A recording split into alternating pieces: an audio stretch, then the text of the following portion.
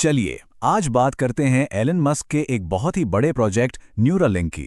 ये सिर्फ कोई नया गैजेट नहीं है, बल्कि एक ऐसा विजन है जो इंसान होने के हमारे अनुभव को पूरी तरह से बदल सकता है। तो आइए जरा गहराई से समझते हैं कि ये टेक्नोलॉजी हमें कहां तक ले जा सकती है। शुरुआत करते हैं एलन मस्क के इस दमदार बयान से। उनका कहना है कि ये तकनीक सिद्धांत रूप से दिमाग की लगभग हर गड़बड़ी को ठीक कर सकती है। अब ये कोई छोटा मोटा दावा नहीं है ना। इससे न्यूरालिंक के मकसद का अंदाजा लगता है। ये सिर्फ एक और टेक डिवाइस नहीं है, बल्कि दिमाग से जुड़ी हर समस्या का एक यूनिवर्सल हल बनने की क्षमता रखता है। तो आखिर ये क्रांतिकारी डिवाइस है क्या, और ये हमारे दिमाग के साथ जुड़ता कैसे है? इस पहले हिस्से में हम इसकी बनावट और इसे इम्प्लांट करने के पूरे प्रोसेस को समझेंगे। इसका जो पहला वर्जन है वो करीब 1 इंच का है, मतलब एक छोटे सिक्के जितना बड़ा, और इसकी डिजाइन बहुत ही कमाल की है। इसे लगाने के लिए खोपड़ी का एक छोटा सा हिस्सा हटाकर इसे फिट किया जाता है, जिससे ये बिल्कुल सतह के बराबर बैठ जाता है। इसका मतलब एक बार लग गया तो बाहर से किसी को पता भी नहीं चलेगा। अच्छा, ये प्रोसेस सुनने में थोड़ा कॉम्प्लिकेटेड लग सकता है, लेकिन इसे बहुत ही ज्यादा सटीकता से करने के लिए डिजाइन किया गया है। और यहीं पे एक रोबोटिक सर्जन का रोल आता है।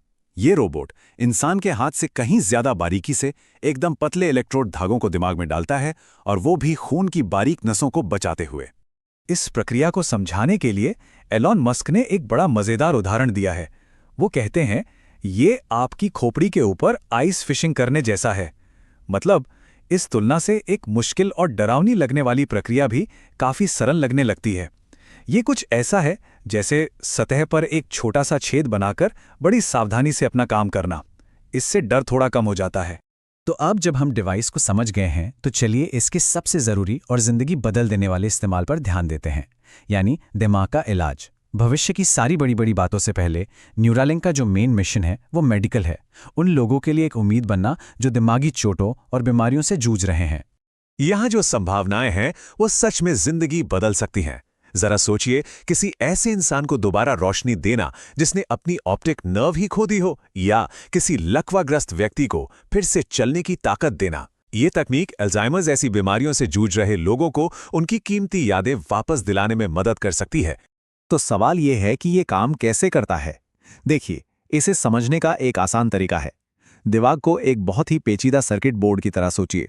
अब जब कोई स्ट्रोक या चोट उस सर्किट के किसी हिस्से को तोड़ देती है, तो न्यूरालिंक वहां एक पुल की तरह काम कर सकता है, जो टूटे हुए कनेक्शन को बाईपास करके सिग्नल को फिर से आगे भेजता है। लेकिन न्यूरालिंक का विजन सिर्फ इलाज तक ही सीमित नहीं है। इसका अगला कदम है इंसानी क्षमताओं को और बढ़ाना, और यहीं से हम इसके सबसे फ्यूचरिस्टिक लक्ष्य पर पहुंचते हैं। इंसान के दिमाग और आर्टिफिशियल इंटेलिजेंस के बीच एक सीधा कनेक्शन बनाना। एलन मस्क का तर्क है कि हम एक तरह से पहले से ही साइबॉर्ग हैं। हम अपने फोन और कंप्यूटर पर कितना ज्यादा निर्भर करते हैं, है ना? ये हमारी क्षमताओं को बढ़ाते हैं, लेकिन यहाँ एक बहुत बड़ी रुकावट है। हमारे डिजिटल डिवाइसेस के बीच डेटा जाने की रफ्तार। ये कनेक्शन हमारे धीमे अंगूठों और आवाज तक ही सीमित है। ये स्लाइड इस समस्या को एकदम साफ दिखाती है। हम इंसान मुश्किल से 100 बिट्स प्रति सेकंड की रफ्तार से जानकारी बाहर भेजते हैं, और इसकी तुलना में कंप्यूटर्स टेराबाइट्स में बात कर सकते हैं, जो कि कई गुना मतलब बहुत ही ज्यादा तेज है। ये एक बहुत बड़ी खाई है जो एआई के विकास के साथ और भी चौड़ी होती जा रही है। इस भारी अंतर को समझाने के लिए मस्क एक और मजेदार उदाहरण देते हैं। एक एडवांस्ड एआई के लिए हमारी धीमी रफ्तार से बात करना इतना बोरिंग होगा कि ये एक पेड़ से बात करने जैसा लगेगा। न्यूरालिंक का लक्ष्य इसी बैंडविड्थ की समस्या को हल करके इस खाई को भरना है। तो ठीक है, अगर हम एआई के साथ अपनी बातचीत की रफ्तार बढ़ा सकें, तो इसका हमारे एक दूसरे से बात करने के तरीके पर क्या असर पड़ेगा? यहीं से हम अगले और शायद सबसे अविश्वसनीय कदम पर पहुंचते हैं, बिना शब्दों के सीधा संचार। हमारी भाषा की सीमाओं के बारे में जरा सोचिए। कितनी बार ऐसा होता है ना कि कोई कुछ कहता है और उसका मतलब गलत निकाल लिया जाता है। जब हम अपने विचारों को शब्दों में ढालते हैं, तो बहुत सारी भावनाएं और संदर्भ खो जाते हैं। इस प्रक्रिया को वैचारिक संपीड़न या कॉन्सेप्चुअल कंप्रेशन कहते हैं।